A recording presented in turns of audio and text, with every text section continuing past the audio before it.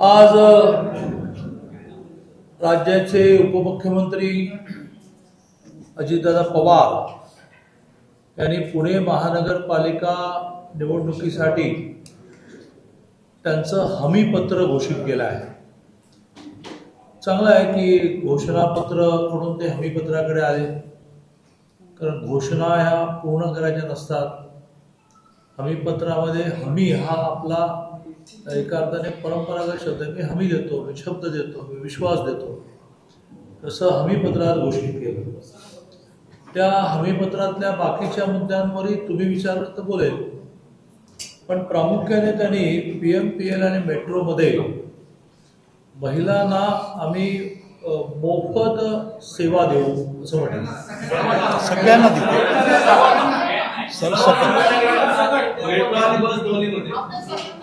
चुकून बोलले असेल, बहुतेक प्रिंटिंग मिस्टेक असेल.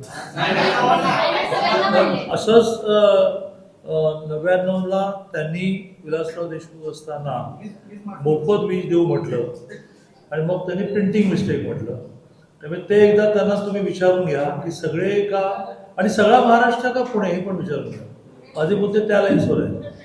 माझं म्हणणं आहे की सगळ्यांनाच द्या, महिलांनाच का सगळ्यांना द्या, पण ते देण्याची प्रक्रिया, तो निर्णय असं प्रेस कॉन्फरन्समध्ये घोषित करता येतो, त्याची एक प्रक्रिया, यावर फक्त मी बोलणार आहे.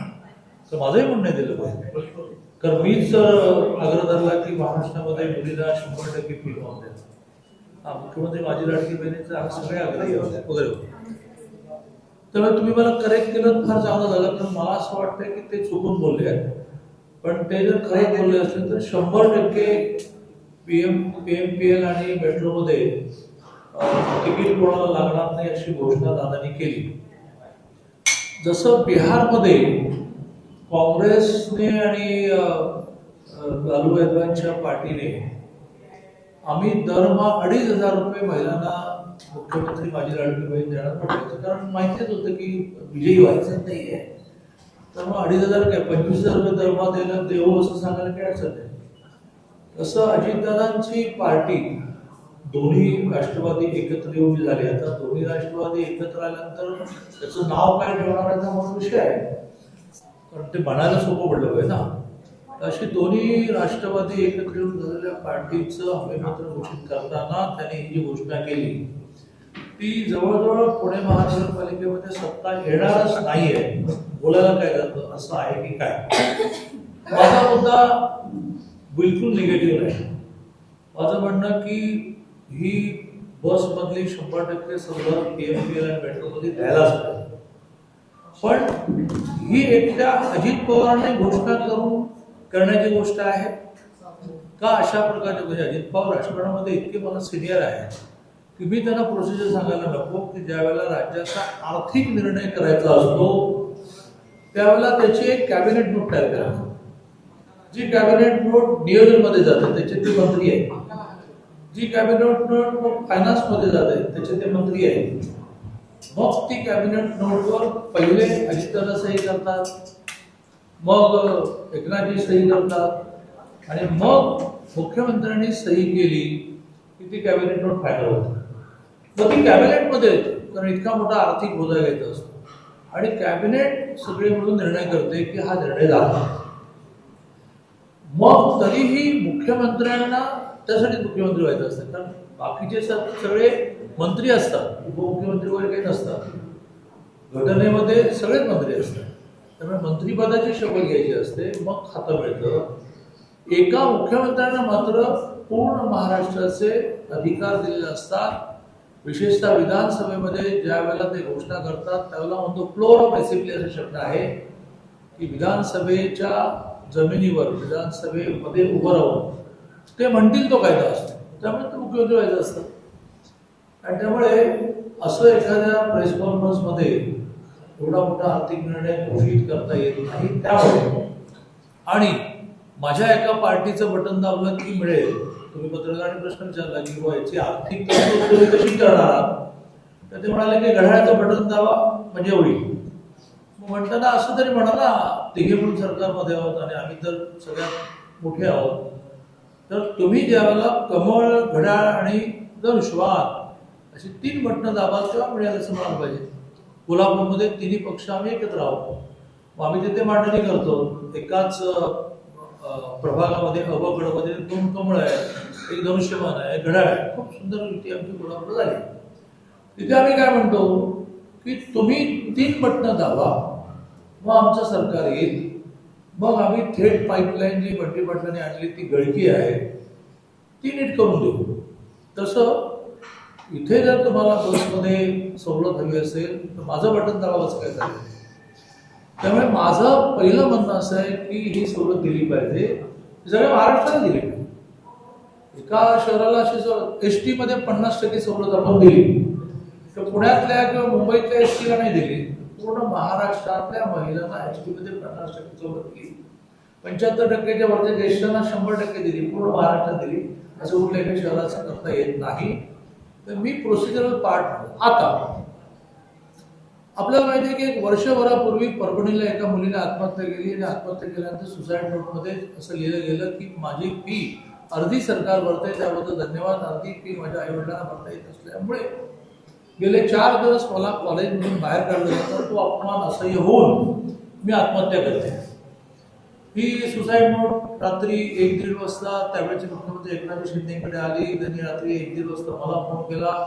ते ज्या प्रकारचे डायनॅमिक आहेत ते मला म्हणाले की दादा 7 वाजायच्या आत मला 100% मुलींची फी माफ पाहिजे.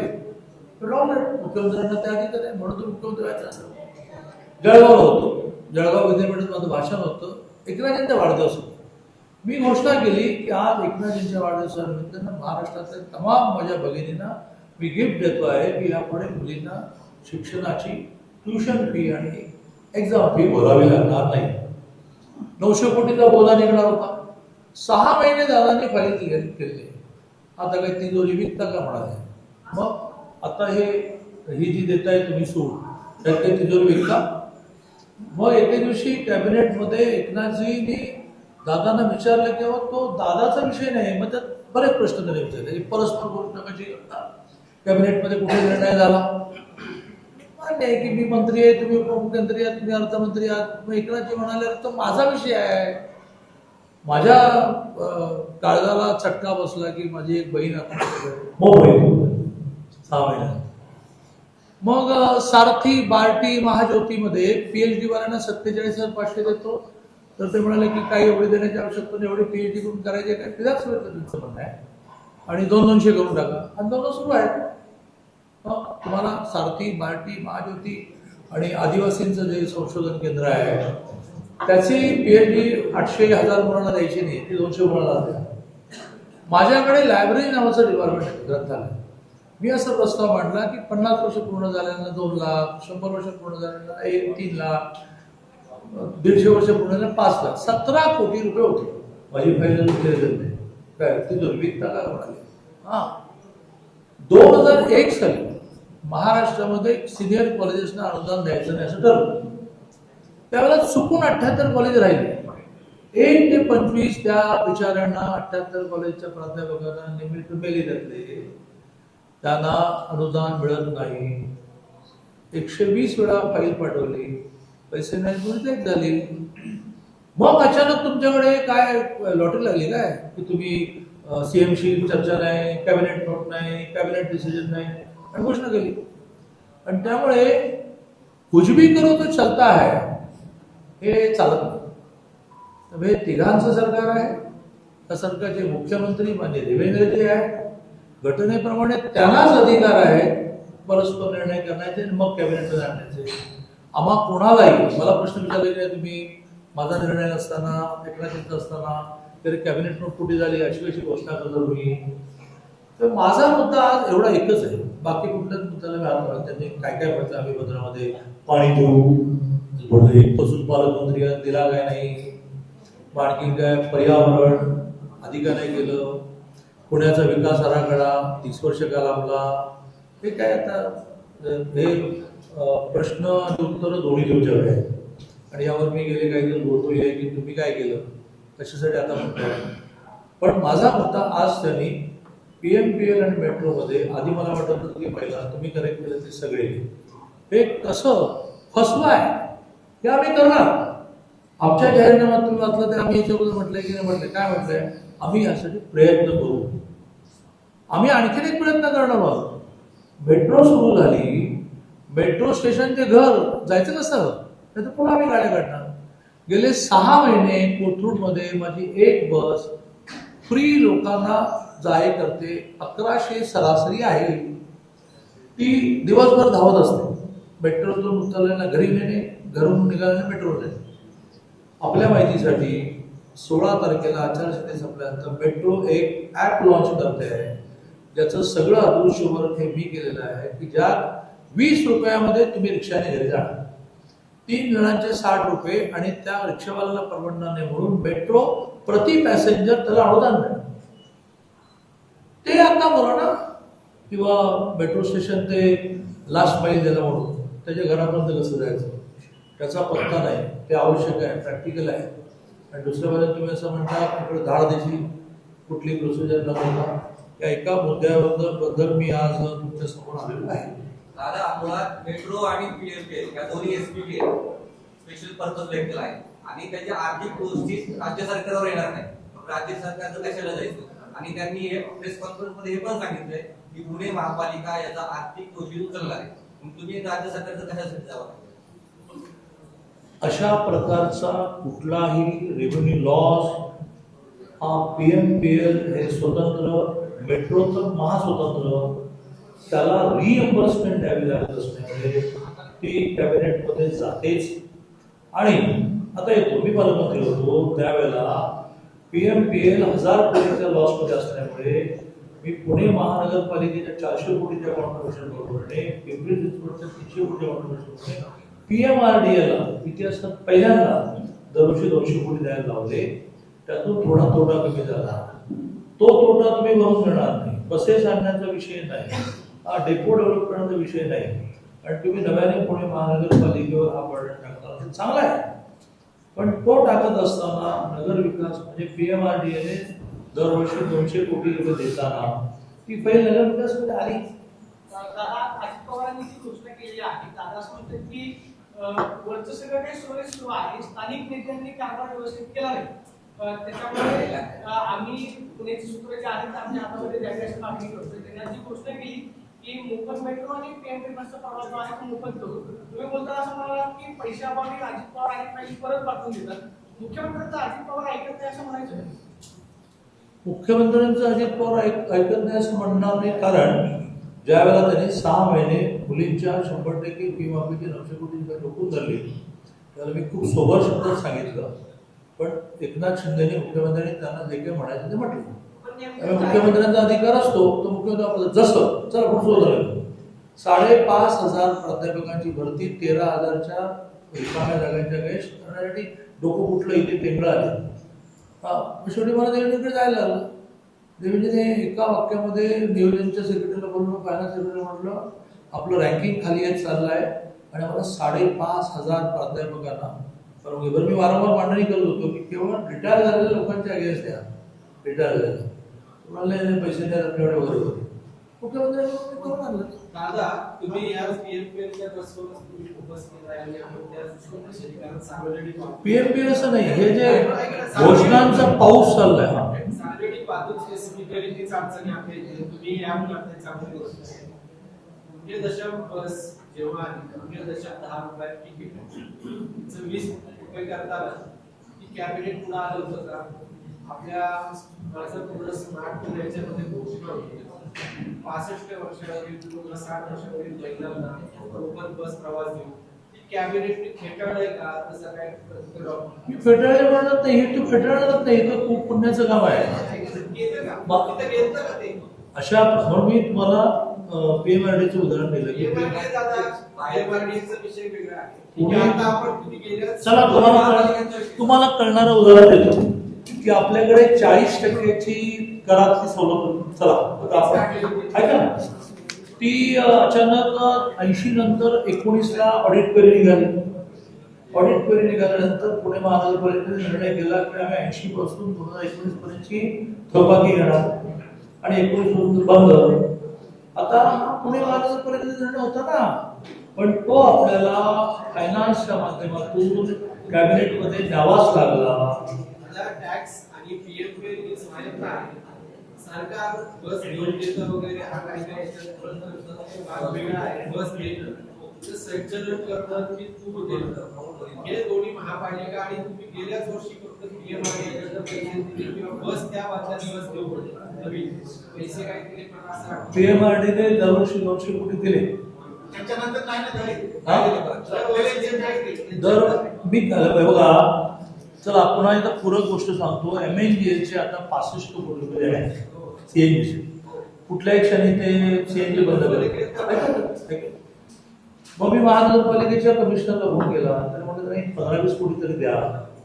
मग त्याने काय मला म्हटलं किंवा तुम्ही PMRDशी पण बोला कारण त्यांचे गेल्या वर्षीचे आले या वर्षीचे पण बऱ्यापैकी आले पण ते थोडे देऊ दे पिंपरी चिंचवड मी थोडं देऊ. मी PMRDच्या कमिशनरशी बोललो त्यांनी बहुतेक 10 कोटी दिले. मी पिंपरी चिंचवडच्या कमिशनरशी बोललो त्यांनी बहुतेक 7 कोटी दिले आणि यांनी 10 कोटी दिले. असं करत 65 कोटीच्या अगेन्स्ट 30 कोटी मिळाल्यामुळे आता CNG चालू आहे. आणि त्यामुळे PMRD ने 1 वर्ष दिले वगैरे काही नाही. थेट नियोजन मध्ये म्हणजे नियोजन फायनान्स नगर विकास करून तो निर्णय झाला. हे लोक मागतात का लोकांनी तुम्हाला फ्री ऑफ पॉइंट बस मागितली आहे का किंवा काय जसं लाडक्या बहिणीने कुठं मागणी केली होती असं काही नाही. जे तुम्ही महापालिकेला लावताय आज राज्यातही तीच परिस्थिती आहे. फुकट देणं कोणालाही चांगलं नाही हे मलाही वाटतं. लाडक्या बहिणीमुळे आज ठेकेदारांचे तिथल्या बरेचसे पैसे मिळत नाही ते आत्महत्या करतात. निवडणुका जिंकणे कुठं ठीक आहे तुम्हीच म्हणणार एक फसवी गोष्ट लाडक्या बहिणीचे देऊन आपण राज्यात कुठेतरी मार्ग नेतोय का कारण पुण्यातले बरेचसे प्रकल्प PPP तत्वावर करायची वेळ आली जे लोकांच्या गरजांचे आहे ते ह्या घोषणा तुम्ही जसं म्हटलं की फसवी आहे त्या राज्य शासनाच्या एक गोष्टीमुळे काहीतरी राज्याच्या तिजोरीवर काय परिणाम झालाय म्हणजे दादा तुम्हाला म्हणतात की मला पैसे नाही देणं विद्यार्थी तिकडे देणं जमणार नाही म्हणून तुम्ही इकडे देतात.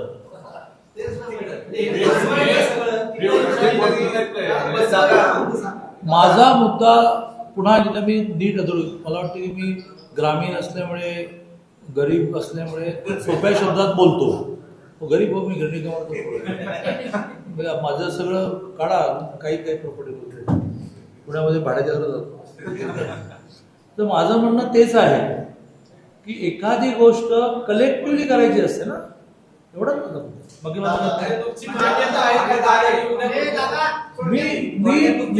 मी मागणी करत म्हणजे आमच्या जाहीरनाम्यात आम्ही म्हटलं आमच्या वचननाम्यात आम्ही असं म्हटलं आहे की पिंपरी आपलं हे PMPL आणि मेट्रोमध्ये आम्ही महिला वाटलो महिलांना मोफत. तर आणखी एक चांगला शब्द वापरला की PMPL ज्या महिलांना सवलती देतं त्याच मेट्रोमध्ये कंटिन्यू करण्याचा आमचा प्रयत्न राहील. एक आपलं जे संकल्पपत्र आपण जाहीर केलं त्याच्यावरती राष्ट्रवादीकडून अजिबात प्रतिक्रिया देण्यात आली नाही पण राष्ट्रवादीच्या जाहीरनाम्यावर आपल्याला का पत्रकार परिषद त्यांनी प्रतिक्रिया दिली नाही की त्याची इनएफिशियन्सी आहे. आम्ही भयंकर अलर्ट आहोत आणि प्रोसिजर पार्ट बोलतोय सवलत दिलीच पाहिजे असं म्हणतोय अख्ख्या राज्याला दिली पाहिजे असं म्हणतोय. त्यांनी तो मुद्दा उपस्थित केला.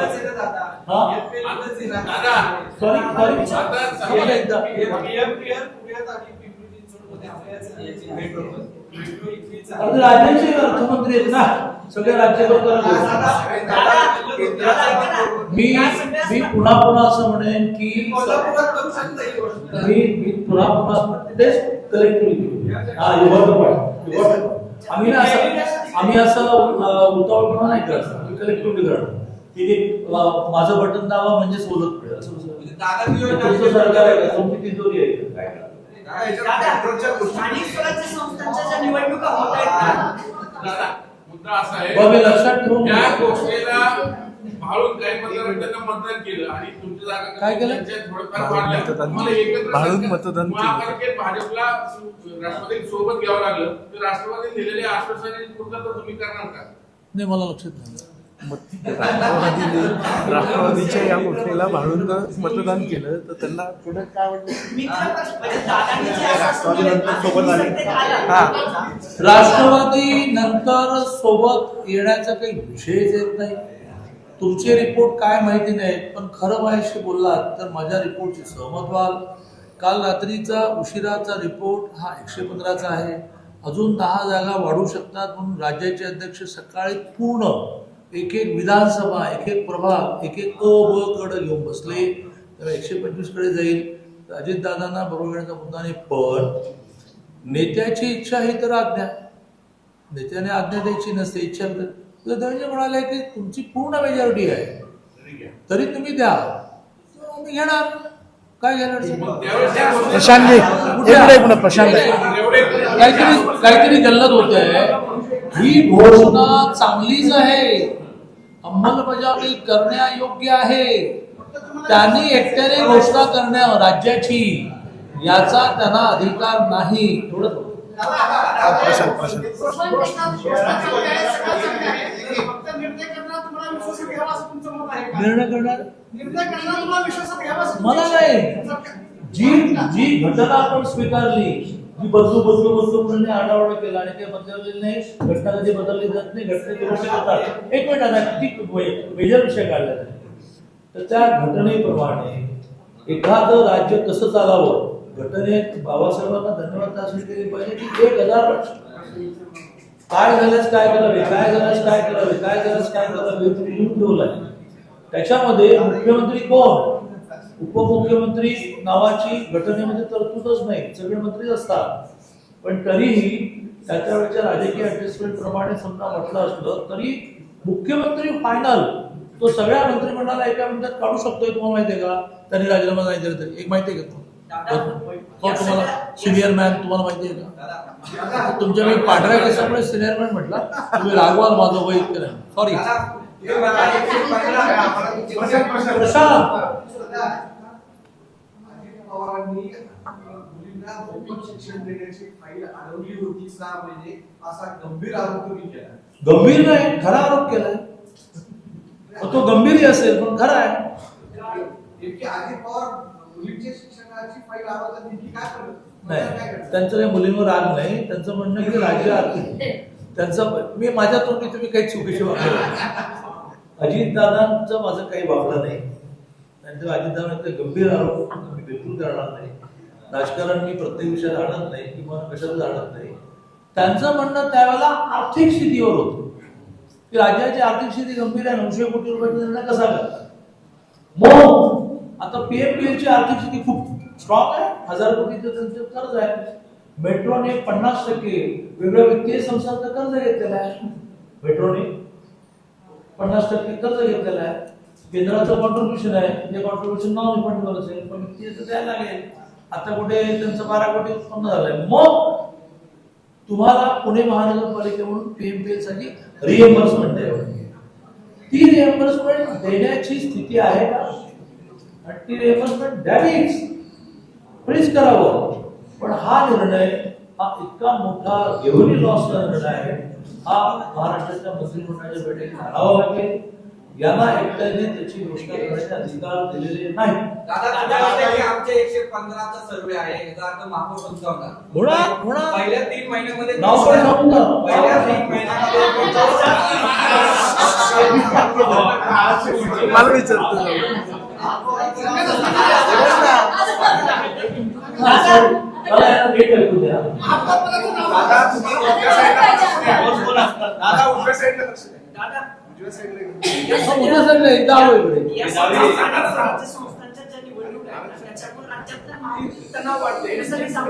आता तुम्ही एक केस घेताय. दुसरं अंबरनाथ मध्ये जिथून तुमचे प्रदेशाध्यक्ष आहेत तिथं श्रीकांत शिंदे राष्ट्रवादी सोबत जात आपली सत्ता स्थापन केली. अनेक ठिकाणी जाहीरनाम्याला विरोध होते. या सगळ्यामुळे अलबेल नाहीये महायुतीत. आता श्रीकांत शिंदेला काय सांगा, तुमच्या प्रदेशाध्यक्षाच्या गावातच त्यांनी राष्ट्रवादी सोबत नगर परिषद जिंकली. तर काय मी म्हणू काय? महायुतीत अलबेल आहे नाही काय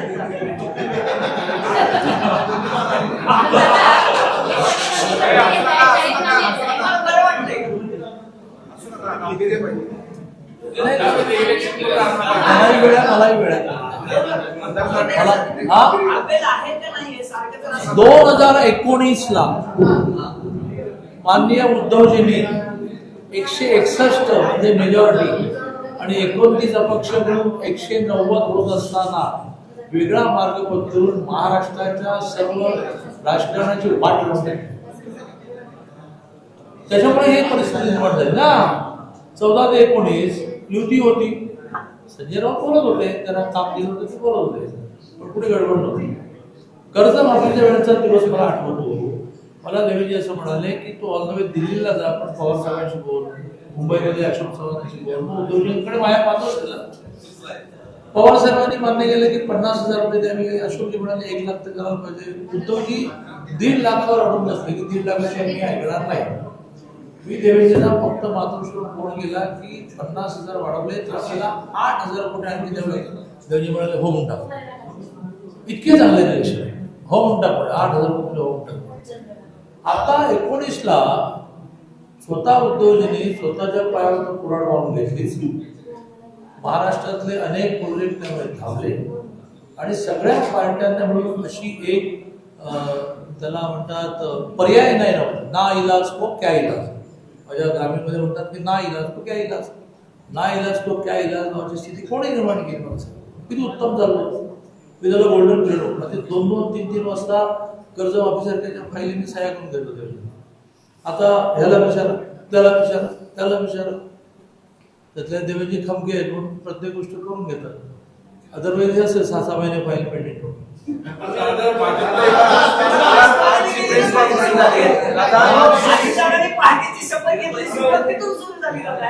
ती उद्धवजींमुळे. अरे बाबा, एक दिवस तर असा आला राज्यपाल, मी आणि देवेंद्रजी एक कार्यक्रमातून खाली उतरताना राज्यपाल ते जे होते कोश्यारी ते खूप असे फ्रेंडली होते. माझ्या खांद्यावर हात म्हटले की जल्दी करो. मला म्हटलं की खाली उतरायची जल्दी करू म्हटलं. तर म्हटलं हा उतर राहू. अरे हो जल्दी नाही, सरकार म्हणाले की जल्दी. मग मी खाली गाडीत बसल्यानंतर देवेंद्रजी विचारलं की ते काय म्हणत होते. ते म्हणून जल्दी करू म्हटलं. चल आत्ताच वर्षावर आपण एकदा लिहून काढू. मंत्रिमंडळ लिहून काढलं आम्ही. कोणी लावली पंचायत. महाराष्ट्राची ही राजकीय अगतिकता कोणी निर्माण केली. सगळ्यांना बाय कंपल्शन आपापल्या तत्वांना कोणी घालायला लावली.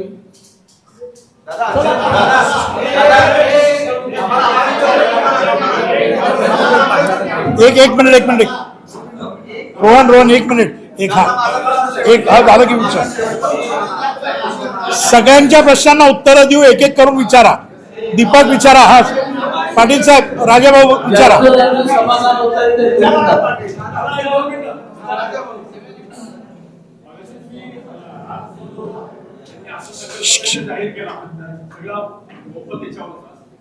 आणि त्यामुळे तुम्हाला बऱ्याचशा अंतर्गत कॅबिनेट मधल्या गोष्टी तुम्हाला उघड करून सांगावं लागेल की अजित पवारांनी कशा पद्धतीने रवींद्र चव्हाणांनी कॅबिनेट मधलं काय बाहेर नाही काढलं.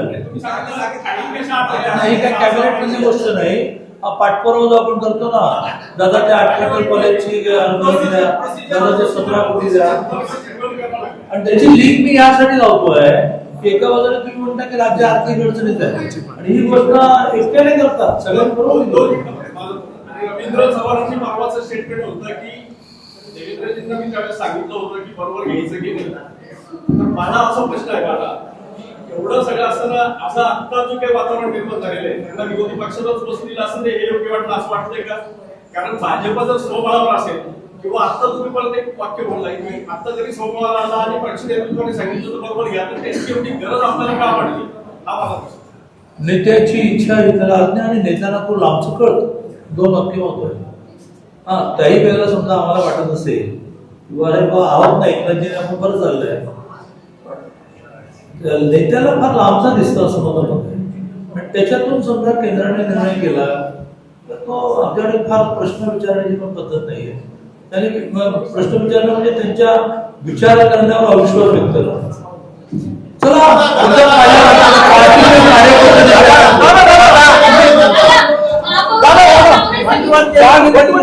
दादा सुप्रिया सुळे आजपासून ऍक्टिव्ह झाले. दादा सुप्रिया सुळेंच्या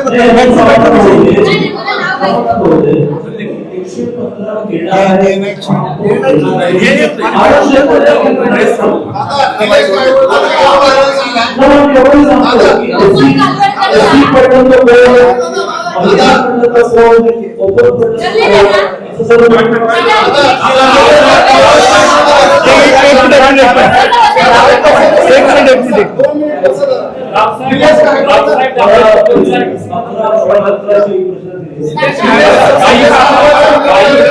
गाई कापा असं रावसाहेब दानवे म्हणतानाचा एक व्हिडिओ व्हायरल होतोय.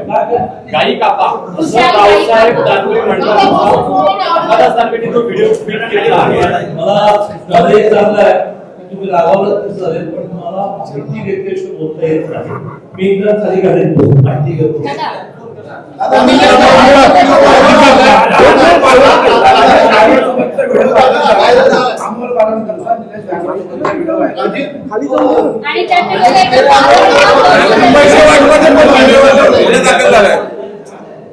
असं वाटतं माननीय देवेंद्रजी प्रॉम्प्टली किती सुसंस्कृत नेता आहे आपल्याला आता कळलं असेल की याने किती आरडाओरडा केला की माझं तिकीट का कापलं. तर माझा नावाचा विषय नाही, राजकारणात का डेव्हलप माहित नाही. माझं नावाचं तिकीट पक्षाचं असतं. 42 जणांची तिकीट कापली वेगवेगळ्या कारणाने, पण त्याच्यापैकी कुणी हा जबाब जर मुख्यमंत्र्यांना देवेंद्र दावशाने बसत नाही. आता लक्षात आलं असेल की का गृहमंत्री आहेत ना देवेंद्रजी, त्यांना वेळेत कळलं. आता सांगतो त्यांना वेळेत कळलं आणि या घोटाळा होईल असं लक्षात येऊन तिकीट कापून. मला सांगा की आज जर भारतीय जनता पार्टीच्या तिकिटावर हा उमेदवार असता तर आमचं काय झालं असतं. आता सांगतो मी का. आता हे जर माहिती आहे तर इतकं धाडस करायचं मुख्यमंत्र्यांकडे मला काही कळत नाही. आणि त्यामुळे मी मुख्यमंत्र्यांकडे आज मागणी करणार आहे की निलेश दायवळ सरकार गेले 6 महिने जो सापडत नाही, देशात कुठे जाऊन लपलाय, त्याच्याबरोबर ज्याचे फोटो आहेत आणि फोटो म्हणजे डायरेक्ट फिल्म आहे, तर त्याची म्हणजे निलेश दायवळ शोधायला याची मदत होईल. बरोबर मदत होईल ना याची, कारण एकत्र इतकं बसणं असं माहिती असतं कुठे आहे. त्याची मुख्यमंत्र्यांनी चौकशी करा.